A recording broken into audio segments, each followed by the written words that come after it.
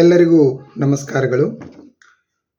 ಪ್ರಿಯ ವಿದ್ಯಾರ್ಥಿಗಳೇ, ಇವತ್ತಿನ ಈ ಒಂದು ವಿಡಿಯೋದಲ್ಲಿ ನಾವು ಅಂಗನವಾಡಿ ಶಿಕ್ಷಕರಿಗಾಗಿ ಅಥವಾ ಶಿಕ್ಷಕಿಯರಿಗಾಗಿ ಗಣರಾಜ್ಯೋತ್ಸವದ ಭಾಷಣವನ್ನು ತಿಳಿಸ್ತಾ ಇದ್ದೀವಿ.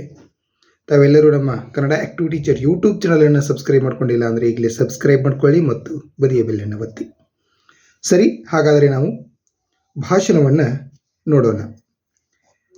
ವೇದಿಕೆಯ ಮೇಲೆ ಉಪಸ್ಥಿತರಿರುವ ಗಣ್ಯರೇ, ನನ್ನ ಸಹೋದ್ಯೋಗಿ ಮಿತ್ರರೇ, ಪೋಷಕರೇ ಹಾಗೂ ನನ್ನ ಪ್ರೀತಿಯ ಪುಟಾಣಿ ಮಕ್ಕಳೇ, ಎಲ್ಲರಿಗೂ ನಮಸ್ಕಾರ. ಇಂದು ನಾವು ಭಾರತದ 77ನೇ ಗಣರಾಜ್ಯೋತ್ಸವವನ್ನು ಆಚರಿಸುತ್ತಿದ್ದೇವೆ. ಈ ಸಂಭ್ರಮದ ದಿನದಂದು ನಿಮ್ಮ ಎಲ್ಲರಿಗೂ ಶುಭಾಶಯಗಳು. ದಿನದ ಮಹತ್ವ: 1950 ಜನವರಿ 26ರಂದು ನಮ್ಮ ದೇಶದ ಸಂವಿಧಾನ ಜಾರಿಗೆ ಬಂತು. ಅಂದಿನಿಂದ ಭಾರತವು ತನ್ನದೇ ಆದ ಕಾನೂನುಗಳನ್ನು ಹೊಂದಿರುವ ದೊಡ್ಡ ದೇಶವಾಯಿತು. ಈ ಸಂವಿಧಾನವನ್ನು ನಮಗೆ ನೀಡಿರುವುದು ಡಾಕ್ಟರ್ BR ಅಂಬೇಡ್ಕರ್ ಅವರು.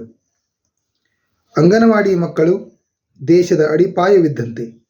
ಇಲ್ಲಿಂದ ನಾವು ಮಕ್ಕಳಿಗೆ ಸಂಸ್ಕಾರ ಮತ್ತು ದೇಶ ಪ್ರೇಮದ ಪಾಠಗಳನ್ನು ಕಲಿಸುತ್ತೇವೆ. ಇಂದಿನ ಈ ಪುಟಾಣಿಗಳೇ ನಾಳೆಯ ಭಾರತದ ಪ್ರಜೆಗಳು. ನಮ್ಮ ರಾಷ್ಟ್ರಧ್ವಜದಲ್ಲಿರುವ 3 ಬಣ್ಣಗಳು ನಮಗೆ ತ್ಯಾಗ, ಶಾಂತಿ ಮತ್ತು ಸಮೃದ್ಧಿಯ ಪಾಠ ಕಲಿಸುತ್ತವೆ. ಮಕ್ಕಳು ಈ ಧ್ವಜವನ್ನು ಗೌರವಿಸುವುದನ್ನು ಕಲಿಯಬೇಕು.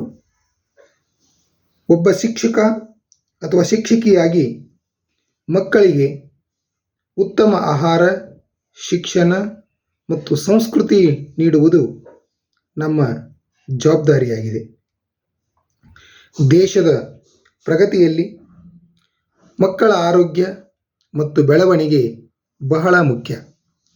ಬನ್ನಿ, ನಾವೆಲ್ಲರೂ ಸೇರಿ ನಮ್ಮ ಈ ಪುಟ್ಟ ಮಕ್ಕಳಿಗೆ ಒಳ್ಳೆಯ ದಾರಿಯನ್ನು ತೋರಿಸೋಣ ಮತ್ತು ನಮ್ಮ ಭಾರತ ದೇಶವನ್ನು ಪ್ರೀತಿಸೋಣ.